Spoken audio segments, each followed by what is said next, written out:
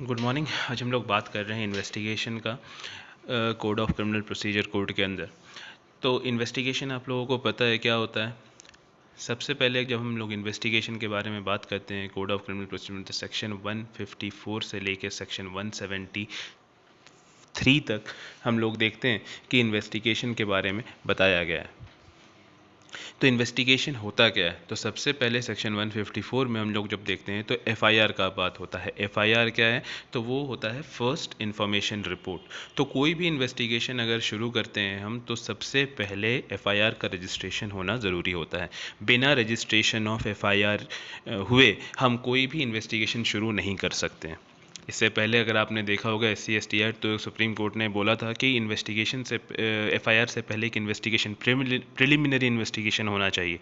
But ऐसा नहीं हो सकता है क्योंकि हमारा जो कोड ऑफ क्रिमिनल प्रोसीजर है वो बोलता है कि पहले रजिस्ट्रेशन होगा एफआईआर का, उसके बाद ही हम इन्वेस्टिगेशन कर सकते हैं। लेकिन नॉर्मल केसेस में हम लोग देखते हैं जिसको हम लोग प्राइमरी इन्वेस्टिगेशन नहीं कहते हैं, बट कोई भी एफआईआर लिखने से पहले हम लोग एक बार चेक करते हैं कि क्या सच में वो घटना हुआ है नहीं हुआ है। ये पुलिस ऑफ द रिकॉर्ड करती है जो कि हमारे कोड में नहीं दिया हुआ है।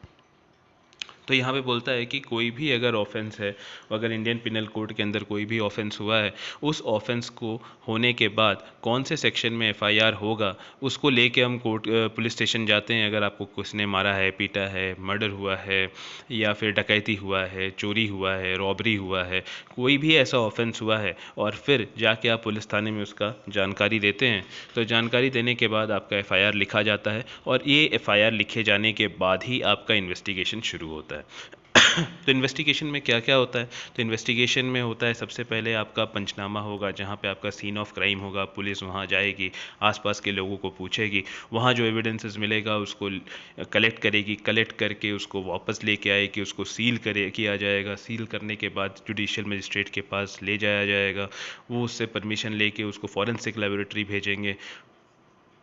बाकी वहाँ पे आसपास जो विटनेस होंगे उनसे बात करेंगे, आप जो जिनके साथ जो विक्टिम हैं उससे बात करेगा। तो ये सारे चीज़ जो भी होगा, फॉरेंसिक रिपोर्ट आएगी, ये सारे इन्वेस्टिगेशन का पार्ट होता है। सबसे पहले रजिस्ट्रेशन ऑफ एफआईआर। एफआईआर कौन रजिस्टर कर सकता है? तो सबसे पहले तो होता है कि रजिस्ट्रेशन जो होता है जिसके साथ क्राइम हुआ है वही जाके एफआईआर कर सकता है। लेकिन ऐसा कोई ज़रूरी नहीं है। जैसे कि अगर किसी का मर्डर हुआ तो वो खुद जाके एफआईआर नहीं कर सकता है, उसके जगह पे कोई भी दूसरा जो भी उसका रिलेटिव होगा वो जाके एफआईआर कर सकता है। जनरली हम लोग देखते हैं कि कोई भी पर्सन एफआईआर कर सकता है।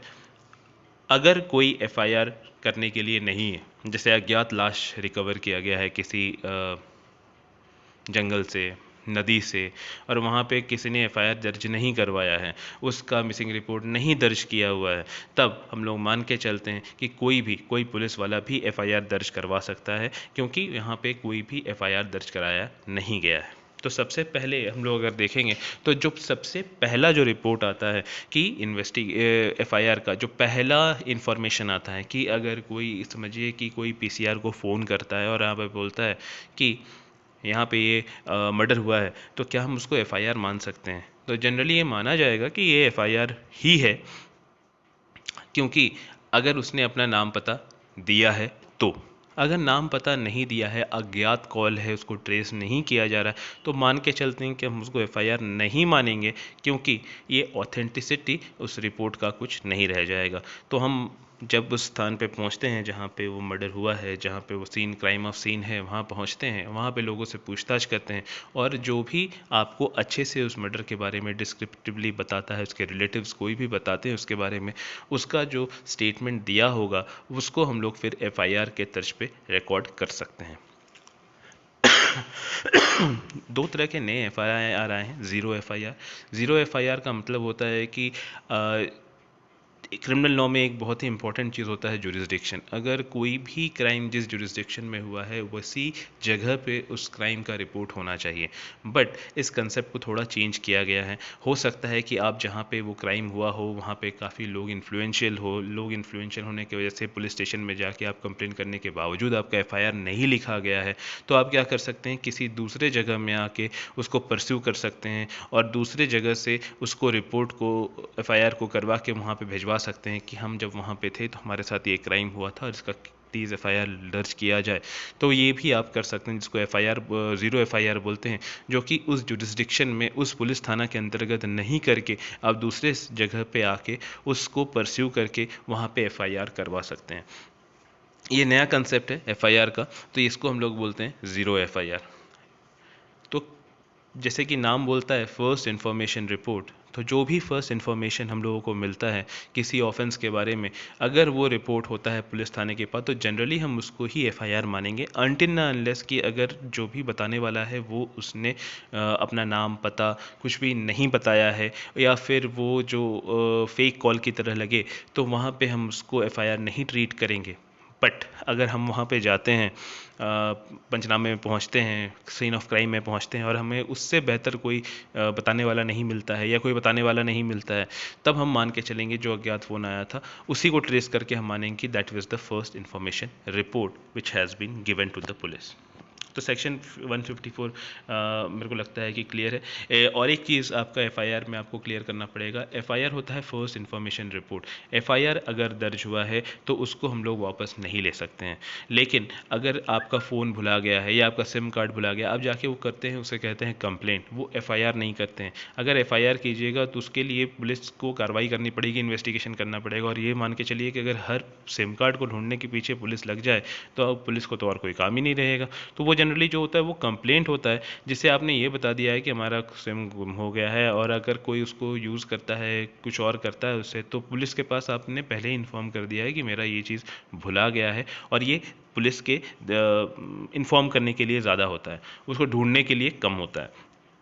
जब रजिस्ट्रेशन ऑफ FIR होता है तो इसको हम लोग वापस नहीं कर सकते, इसको खारिज नहीं कर सकते। अगर एक बार FIR रजिस्टर हो गया तो उसके बाद वो कंप्लेन चढ़ गया है, इन्वेस्टिगेशन होगा, इन्वेस्टिगेशन के बाद उसका चार्जशीट जमा होगा, चार्जशीट जमा होने के बाद ट्रायल होगा, कोर्ट से ही उसका निशात पाया जा सकता है, पुलिस उसको वापस FIR को नहीं ले सकती है।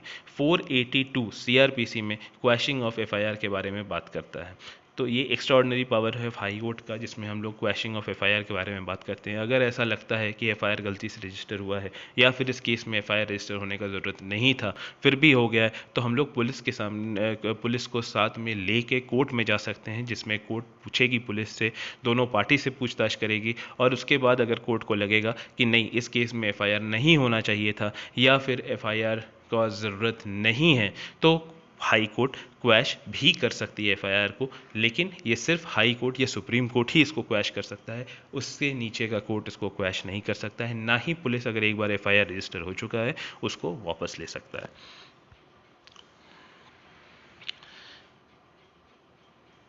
Now stages of FIR, evidence के लिए अगर हम लोग देखते हैं तो एक बार अगर पुलिस रजिस्टर कर दिया है तो ये 3 चीज़ों में बढ़ जाता है कैसे हम लोगों को इन्वेस्टिगेशन शुरू करना है। पहला है रिकॉर्डिंग ऑफ स्टेटमेंट। किसका स्टेटमेंट? तो 161 के अंदर जो भी विटनेस होगा उसका हमें स्टेटमेंट लेना पड़ता है। स्टेटमेंट क्या होता है? आपने ऑफेंस को होते हुए देखा है, नहीं होता है, आप कहाँ थे, आप क्या गवाही दे रहे हैं, ये सब चीज़ के बारे में पुलिस क्राइम सीन के बाद जाके आसपास के लोगों से पूछताछ कर सकती है। ध्यान रहे कि जो भी पूछताछ करती है इसको वहाँ उसके केस डायरी में लिखना है, और पुलिस को ये बिल्कुल ध्यान में रखना है कि 161 का जो स्टेटमेंट है वो पेपर में लिखने के बाद सामने वाले का सिग्नेचर नहीं होना चाहिए। सामने वाले का सिग्नेचर क्यों नहीं होना चाहिए? ये ज़रूरी है क्योंकि वो अगर बाद में उस स्टेटमेंट को बदलना चाहे तो वो बदल भी सकता है कोर्ट में, उससे बाउंड नहीं होना चाहिए। कोई भी अगर स्टेटमेंट उसने 161 के अंदर पुलिस को दिया है, हो सकता है पुलिस के दबाव में दिया है, और उसने अगर साइन कर दिया है तो ये क्या हो जाता है कि एक बाइंडिंग स्टेटमेंट हो जाता है कि हाँ हमने यही बात बोला था और हमें कोर्ट में आके फिर से ही बोलना पड़ेगा। ऐसा ज़रूरी नहीं है। 161 के अंदर अगर आपने कोई स्टेटमेंट दिया है तो उसको साइन ना करें। अगर साइन कर देते हैं तो आप बाउंड हो जाते हैं, जो कि कोर्ट उसको मान के चलता है कि अगर आपने साइन कर दिया है तो आपका एविडेंशियरी वैल्यू थोड़ा कम हो जाता है, इसलिए क्योंकि आपने हो सकता है दबाव में वो दिया है, और फिर से अगर आपने वहाँ पे स्टेटमेंट को चेंज भी करते हैं तो उसको अच्छा नहीं माना जाता है। तो यहाँ पे मान के चलते हैं कि जो भी स्टेटमेंट आप 161 के अंदर बोलते हैं उसको आप साइन ना करें। Collecting of evidence in form of documents, कोई भी डॉक्यूमेंट के हिसाब से, कोई भी जो सीन ऑफ क्राइम के हिसाब से, कोई भी वेपन हो, कोई सा भी फिंगरप्रिंट हो, ये सबको पुलिस को कलेक्ट करना पड़ता है। तीसरा है रिकॉर्डिंग ऑफ कन्फेशन और स्टेटमेंट अंडर 164 ऑफ CRPC। अब यहाँ पे बोलता है कि अगर कोई कन्फेशन, कोई एक्यूज है वो कन्फेस करना चाहता है, अपना क्राइम को कन्फेस करना चाहता है, तो वो क्या पुलिस कर सकती है? तो वो पुलिस नहीं कर सकती, वो सिर्फ कौन कर सकता है? वो मजिस्ट्रेट कर सकता है। कब कर सकता है? जब एक्यूज खुद से इस चीज़ के पक्ष में हो कि हम कन्फेशन देना चाहते हैं। ऐसा उसको करना ज़रूरी नहीं होता है, लेकिन फिर भी अगर वो करना चाहे तो मजिस्ट्रेट उसको बताएगा कि आर्टिकल 20 के सब क्लॉज 2 के अंदर आपको ऐसा करना ज़रूरी नहीं है। आप अगर चाहें तो अपना कन्फेशन नहीं भी दे सकते हैं। अगर आप कोई भी कन्फेशन देते हैं उसको आपको खिलाफ यूज़ किया जाएगा। सारे राइट्स के बारे में एक्यूज़ को बताना पड़ेगा मजिस्ट्रेट को, और फिर भी अगर वो तैयार होता है, हाँ ठीक है फिर भी हम देना चाहते हैं अपना कन्फेशन, तो उसका कन्फेशन लिया जाएगा। लेकिन ऐसा कन्फेशन देना ज़रूरी नहीं है। 164 सीआरपीसी का कन्फेशन सिर्फ मजिस्ट्रेट रिकॉर्ड कर सकते हैं, और पुलिस यहाँ पे एम्पावर्ड नहीं है उस 164 का स्टेटमेंट को रिकॉर्ड करने के लिए। यहाँ पे बोलता है कि 164 के जो स्टेटमेंट है वो सिर्फ एक्यूज के ही नहीं बल्कि विक्टिम के भी हो सकते हैं। जैसे कि कोई भी अगर रेप केस है या फिर वुमेन रिलेटेड केस है, या तो यहाँ पे कोई भी केसेस है तो विक्टिम का जो स्टेटमेंट है वो भी 164 सीआरपीसी में ही रिकॉर्ड होगा। 164 सीआरपीसी में रिकॉर्ड होने के लिए क्या ज़रूरी है कि अगर 164 सीआरपीसी में आपका कोई भी स्टेटमेंट आप मजिस्ट्रेट को देते हैं वो आपका मान्य होता है।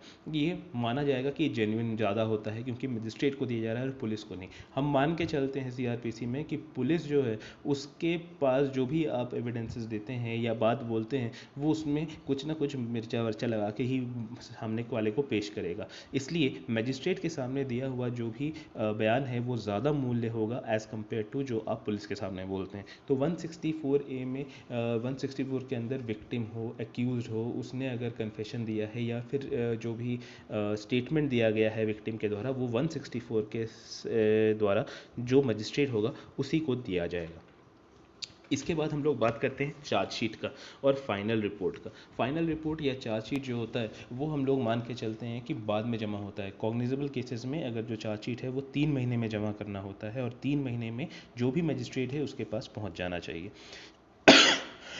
90 डेज़ के बाद अगर 91st डे को वो चार्जशीट जमा नहीं हुआ तो क्या होता है, तो जो भी जिसको भी हमने अरेस्ट किया है उसको 91st डे में बेल मिल जाएगा क्योंकि चार्जशीट अभी तक जमा नहीं हुआ है, और चार्जशीट अगर जमा नहीं हुआ है तो उसको ऑटोमेटिकली बेल मिल जाता है 91st डे में। जनरली चार्जशीट में आपका सारा रिपोर्ट होता है, forensic science report, forensic laboratory का रिपोर्ट जो भी होता है सारा चीज़ जमा करना होता है। ये सेक्शन 173 में आपका चार्जशीट जमा होता है। सेक्शन 173 में एक और प्रोविज़न दिया गया है कि अगर चार्जशीट जमा होने के बाद कुछ और तथ्य सामने आते हैं कि नहीं ये तथ्य को का भी जानकारी होना चाहिए, तो वो जानकारी के लिए 173 सब क्लॉज 8 में हम एडिशनल चार्जशीट भी जमा कर सकते हैं, जहाँ पे अतिरिक्त इन्फॉर्मेशन जो कि चार्जशीट में नहीं गया है उसका हम जांच करके फिर से कोर्ट को जमा कर सकते हैं, और कोर्ट उसको फिर से देख सकता है कि हाँ क्या ये ज़रूरी था और क्या कुछ नए तथ्य सामने आए हैं। अगर पहले से तथ्य थे और फिर उसने चार्जशीट में जमा नहीं हुआ है तो वो मान्य नहीं होगा, लेकिन जब इन्वेस्टिगेशन ख़त्म हो चुका था और कुछ नए तथ्य सामने आए तो 173(8) के लिए एडिशनल और सप्लीमेंट्री चार्जशीट हम जमा कर सकते हैं उसी केस में। तो ये चार्जशीट के बारे में हम लोग बात ही कर चुके हैं कि चार्जशीट क्या है। तो चार्जशीट में सारे डॉक्यूमेंट्स होंगे, सारे रिपोर्ट्स होंगे, सारा पंचनामा रिपोर्ट होगा, पुलिस ने क्या एक्शन लिया, किस किस का इंट्रोगेशन लिया, किस किस को वो क्या कहते हैं प्रोसिक्यूशन विटनेस की तरह लाना चाहते हैं, किस किस का क्या स्टेटमेंट दिया गया था, ये सारा चीज़ का जानकारी हम देखते हैं कि चार्जशीट में ये दिया रहेगा। This is pertaining to the investigation कि इन्वेस्टिगेशन में और क्या क्या होता है। तो ये पूरा का पूरा इन्वेस्टिगेशन शुरू होता है एफआईआर से लेकर चार्जशीट तक। तो ये इन्वेस्टिगेशन पुलिस के द्वारा किया जाता है, जहाँ से शुरू होता है, जैसे एफआईआर शुरू लिखा जाता है वहाँ से इन्वेस्टिगेशन शुरू होता है। उसके बाद ये सारा पुलिस का काम होता है कि कैसे इन्वेस्टिगेशन करेगा, कहाँ करेगा, कैसे करेगा, किसको पकड़ेगा, किससे बात करेगा, किससे क्या स्टेटमेंट लेगा, चार्जशीट जमा करेगा, और चार्जशीट जमा करने के तक जो भी काम होता है वो पुलिस का होता है और वो पुलिस इन्वेस्टिगेशन ख़त्म हो जाता है जब तक कि चार्जशीट जमा हो गया। चार्जशीट जमा होने के बाद अगर सप्लीमेंट्री चार्जशीट जमा होता है तो वो भी काम पुलिस का होता है, लेकिन जैसे ही चार्जशीट जमा हो गया तो पुलिस इन्वेस्टिगेशन ख़त्म हो जाता है और फिर ट्रायल शुरू हो जाता है। तो ट्रायल अभी आप लोगों को नहीं जानना है, ये आप लोगों को इन्वेस्टिगेशन के बारे में जानना था। यहाँ पे हमने इन्वेस्टिगेशन के बारे में आपको बताया है।